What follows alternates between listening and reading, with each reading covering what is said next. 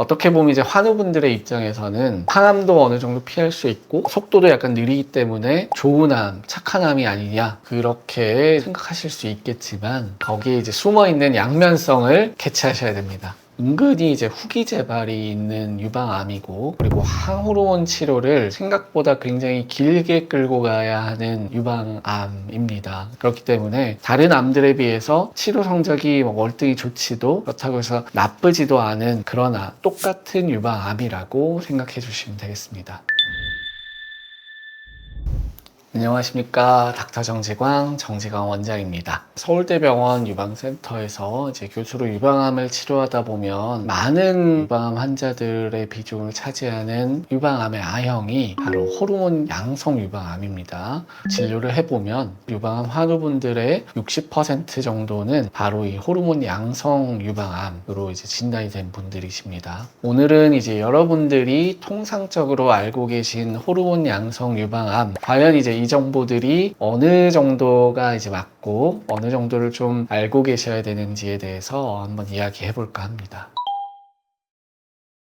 단순하게 말씀드리면 호르몬 수용체 두 가지가 있는데요. 프로게스테론 수용체가 있고 에스트로겐 수용체가 있는데, 이제 이 유방암에 이 수용체 단백질이 있는 암을 바로 이제 호르몬 양성 유방암이라고 합니다. 이 에스트로겐이라고 하는 여성 호르몬이 이 암세포의 분화와 증식을 촉진해 줄 수 있는 원료 같은 것이라고 알고 계시죠? 호르몬 양성 유방암은 좀 진행 속도가 느린 편이고 유전자 검사의 결과가 좋은 분들은 항암 치료를 생각하는 경우가 많습니다. 그리고 이제 병리 조직 검사 결과지를 받아보시면 일반적으로 이제 호르몬 양성 유방암은 KI67이라고 해서 이게 세포 분열 지수가 있는데, 그 수치가 다른 이제 허투 양성 유방암이나 3중 음성 유방암에 비해서는 낮은 편이에요. 그렇기 때문에 뭔가 자라는 속도 자체가 타 암에 비해서 약간 느린 편이라는 얘기거든요. 어떻게 보면 이제 환우분들의 입장에서는 항암도 어느 정도 피할 수 있고 속도도 약간 느리기 때문에 좋은 암, 착한 암이 아니냐 그렇게 생각하실 수 있겠지만 거기에 이제 숨어있는 양면성을 캐치하셔야 됩니다. 호르몬 양성 유방암은 은근히 이제 후기 재발이 있는 유방암이고, 그리고 항호르몬 치료를 생각보다 굉장히 길게 끌고 가야 하는 유방암입니다. 그래서 호르몬 양성 유방암은 일반적으로 치료의 기간이 조금 깁니다. 그 이유는 5년에서 10년 정도 항호르몬 치료를 해서 재발률을 억제하는 치료를 받기 때문이고요. 그리고 이 호르몬 양성 유방암은 알고 계셔야 되는 특징이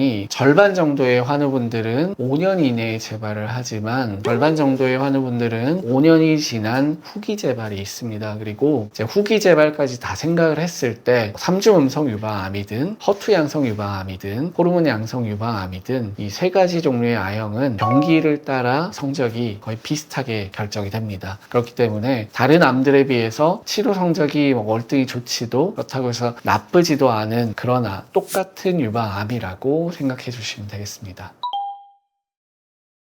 호르몬 양성 유방암은 호르몬 수용체를 가지고 있는 암이다 보니까 여성 호르몬들이 이제 이 수용체를 자극을 하게 되면 일반적으로 이제 이 유방암의 성장과 분화를 촉진할 수 있다고 알려져 있습니다. 그러다 보니까 이제 키포인트가 사실 두 가지를 생각을 하시면 될 것 같아요. 이러한 여성 호르몬 자체를 낮춰버리는 치료가 있고, 낮추는 게 아니라 암세포의 이 수용체에 미리 결합을 시켜서, 비록 내 몸에서는 여성 호르몬이 이제 어느 정도 분비가 되고 있지만 암세포의 분화와 이런 증식을 촉진할 수 없도록 경쟁적으로 먼저 이 수용체에 결합시켜버리는 그런 이제 치료 방침, 두 가지 방법으로 생각을 하시면 됩니다. 그래서 후자, 경쟁적으로 암세포가 가진 호르몬 수용체에 먼저 결합을 할 수 있는 약들이 굉장히 유명한 약 이름 많은 분들이 아시죠? 타목시펜이라고 하는 약이고요. 이 타목시펜을 조금 더 쉽게 비유로 말씀을 드리면, 원료라든지 이런 뭔가 시동이 걸려야 되는데 그 시동이 걸린 이제 구멍들을 이제 막아버린다라고 생각하시면 될 것 같아요. 그래서 이 타목시펜이라는 약을 복용을 하시면 이 수용체에 이제 먼저 이 타목시펜들이 결합을 해서 실제 에스트로겐들이 이제 와서 이 암세포들을 깨워서 증식을 시킬 수 있는 이 수용체들을 다 차단을 시켜버리게 됩니다. 그렇기 때문에 재발률을 억제할 뿐만 아니라 유방암으로 인한 사망률까지 억제할 대체할 수 있는 가장 이제 오래된 1세대 표적 치료제와 같은 치료제가 바로 이 항호르몬제 타목시펜에 해당이 되게 됩니다. 폐경전의 여성분들은 필수적으로 이 난소에서 이제 에스트로겐이라는 호르몬들이 계속 분비가 되잖아요. 그죠? 그래서 이걸 인위적으로 폐경 상태로 만들지 않는 한 이제 내 몸에서는 계속 에스트로겐이 공급이 되게 되는데 이제 향후에 뭔가 이제 임신이라든지 이제 가임력을 보존하기 위해서는 마냥 이 에스트로겐의 농도를 이제 억제를 시키거나 만들어내는 능력을 없앨 수가 없습니다. 그래서 폐경 전 여성의 경우에는 이런 식으로 내 몸에서 만들어지는 에스트로겐이 결합하는 걸 막아주는 타목시펜이라는 치료제를 활용하게 됩니다. 그래서 치료 기간은 5년 치료가 기본이라고 생각하시면 되고요. 그리고 고위험군에 들어가는 분들은 이제 타목시펜만 쓰는 게 아니라 가임력도 보존을 해야 될 수가 있기 때문에 난소 억제제를 같이 쓰기도 하고요. 거기다가 5년만 쓰는 게 아니라 10년까지 연장해서 길게 치료 기간을 잡고 가기도 합니다. 사실 이제 모든 약들은 부작용이 있고요. 타목시펜 또한 이제 부작용이 있는데 사실 이제 많은 분들이 호소하는 부작용들이 이제 뭐 근육통을 많이 호소를 하세요. 그리고 항상 호르몬제들은 간 수치를 올릴 수 있기 때문에 간 기능 검사도 같이 중간중간에 확인을 해보거든요. 그리고 혈중의 콜레스테롤 수치도 어느 정도 약간 영향을 줄 수 있어요. 그래서 타목시펜을 드시는 분들은 이러한 부작용들을 겪을 수가 있고, 근데 이제 이게 타목시펜을 드시면 일부의 이제 폐경 전의 여성분들은 폐경기 증상을 겪게 돼요. 사실 그게 가장 큰 합병증 중에 하나입니다. 얼굴에 이제 안면 홍조가 온다든지 땀이 굉장히 많이 난다든지 그런 증상들이 많은 분들을 좀 힘들게 하는 대표적인 타목시펜의 부작용이 됩니다. 근데 타목시펜을 설명할 때 가장 핵심이 뭐냐 하면 이 약은 재발률을 40%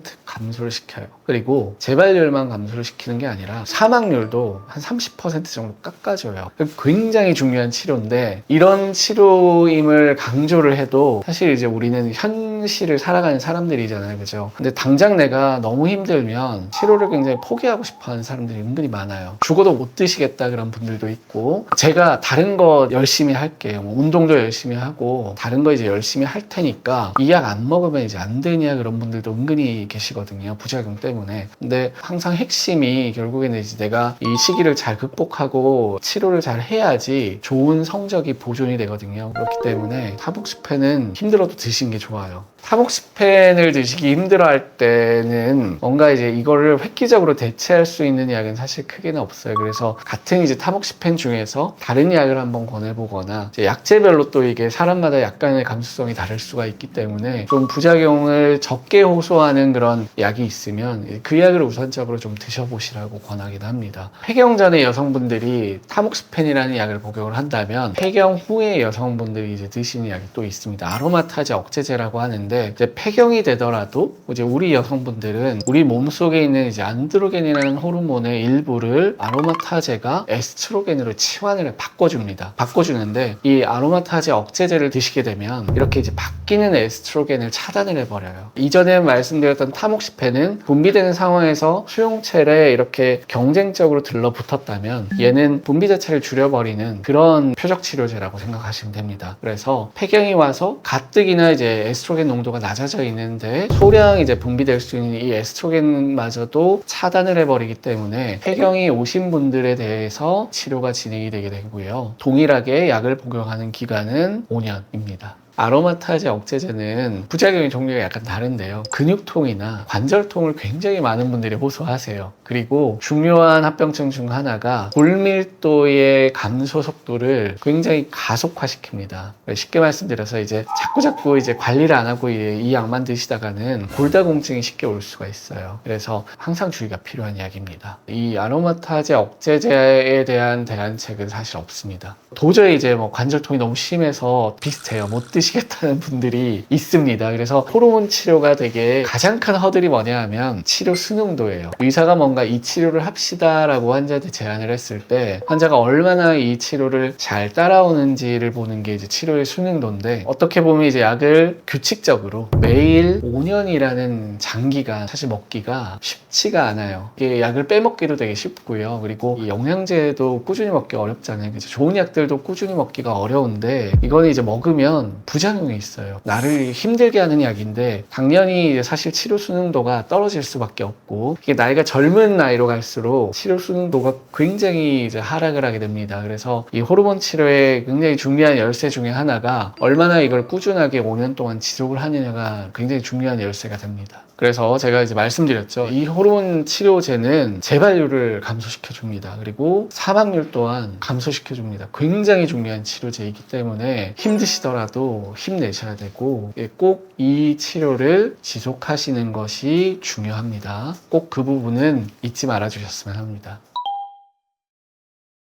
호르몬 양성 유방암은 항암에 대한 반응이 좀 떨어진다고 했잖아요. 그죠? 근데 이제 이게 CDK4/6 억제제라고 해서 이게 세포 주기를 조절하는 약제가 있어요. 근데 이게 단순하게 그냥 주기를 조절해서 호르몬 양성 유방암 치료에 좋은 거는 아니고 이거를 썼을 때 호르몬 치료의 저항성을 낮춰줄 수 있는 병합 치료로 썼을 때 되게 좋은 치료제로 이제 알려져 있는 게 키스칼리나 버제니오 이제 이런 약들이 있습니다. 이런 약들은 근데 이제 아직까지는 초기 호르몬 양성 유방암 환자분들한테는 사실 쓰이진 않고요. 전이성 이제 호르몬 양성 유방암인 분들에서 이제 항호르몬 제제와 병용 투여가 이제 우리나라에 보험이 되기 때문에 이제 이런 약제들이 이제 좋은 약제로 대두되고 있죠. 많은 이제 호르몬 양성 유방암의 치료 성적을 끌어올려준 치료제가 CDK4/6 억제제라고 생각하시면 됩니다. 그리고 이제 호르몬 양성 유방암은 예전에는 항암 치료에 대한 반응이 좀 떨어지지만 그래도 병기를 보고 이제 이 정도 크기면 그래 다른 암들은 항암 치료를 하는데 얘만 안 할 수 없다라고 이제 생각을 하고 이제 항호르몬 치료가 이제 어차피 하지만 그래도 항암 치료를 병행을 했습니다. 병행을 했는데 요즘에는 유전자 예후 예측 도구들이 있어요. 온코타입 DX나 아마프린트, 엔도프리딕트 그리고 국내 검사는 이제 온코프리라는 검사들이 있죠. 물론 검사들이 예후를 예측해주는 검사도 있고 항암 치료의 효용성을 평가해주는 검사도 있고 각자 이제 검사가 가진 장단점들이 좀 또렷한 검사들인데 그런 검사들을 했을 때 이 치료가 나한테 꼭 필요한 치료인지 아닌지 내가 항암 치료를 피할 수 있는지 이런 것들을 알려주고 앞으로 치료의 방향성을 잡아주는데 도움이 되는 검사들이 지금 굉장히 많이 있습니다. 그래서 단순히 이제 수술하고 항암 치료하고 이런 시대에서는 약간 벗어나서 호르몬 양성 유방암이 가지는 유전자적인 특성을 고려할 수 있게 치료를 해주는 도구들도 생겨났고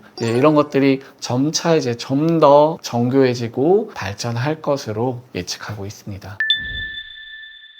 그래서 호르몬 양성 유방암에 진단된 분들이 계신다면 오늘 이 영상으로 꼭 가지고 가야 되는 메시지는 항호르몬 치료가 굉장히 중요한 치료다라는 거는 이제 다시 한번 기억해 주셨으면 좋겠습니다. 그리고 이제 호르몬 양성 유방암 치료 또한 굉장히 이제 많은 발전을 하고 있고 호르몬 치료의 저항성을 낮춰줄 수 있는 이런 연구들도 활발하게 진행되고 있기 때문에 앞으로 치료 성적 또한 더 좋아질 것으로 보고 있습니다. 그러니까 힘내시고 지금 이제 치료를 열심히 잘 받으시기 바랍니다. 그리고 후기 재발이 있는 암인 만큼 5년이 지났다고 해서 방심하지 마시고 꼭 추적과 검진 잘 해주시기 바랍니다. 오늘 준비한 영상은 여기까지입니다. 시청해 주셔서 감사합니다.